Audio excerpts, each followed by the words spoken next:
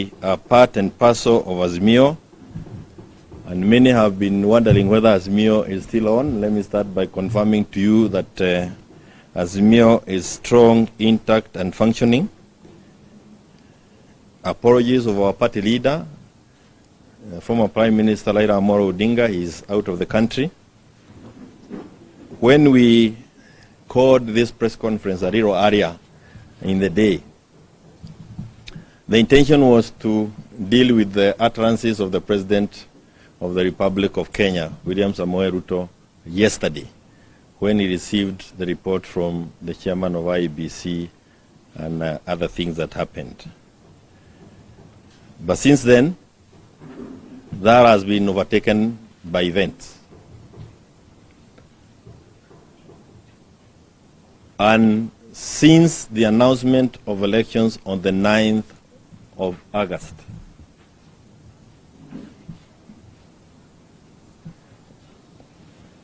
last year, the general elections that we held on the 9th of August last year, we in Azimio have maintained that the results that were announced by Chebukati did not reflect the will of Kenyans.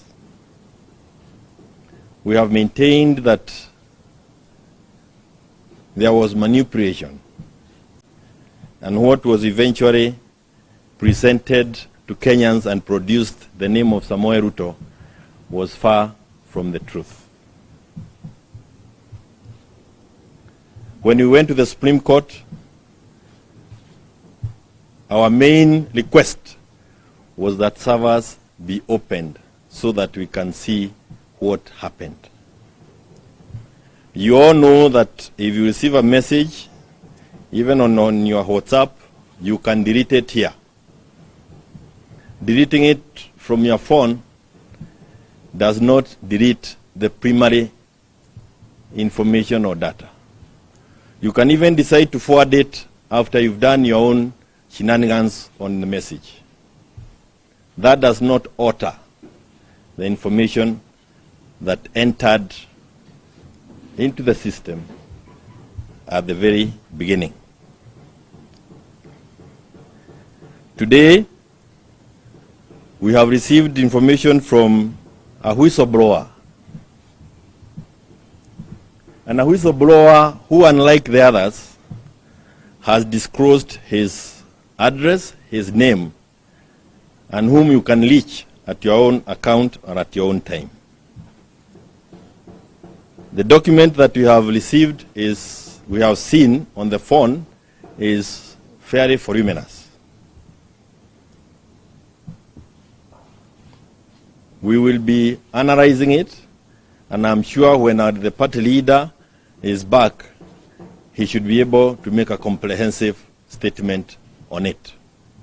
A casual perusal of the document has some very interesting results. Now, this is just a casual one before you even sit and see.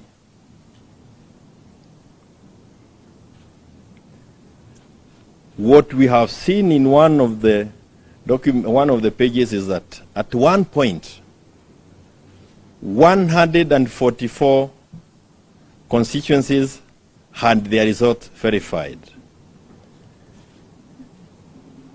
And often at times, those results are far from the results that were announced by IEBC, 144 of them. We've also seen when you do 59% of the constituencies examined in that document, and this is a person examining before the alterations were done as the results were heading to the portal. 59% of the constituencies examined showed results that cannot be verified with absolute certainty. But again, in the same document, what has been verified so far shows that Raila won the elections with 8,170,355 votes, representing 57.53 of the votes cast by that when that verification was done.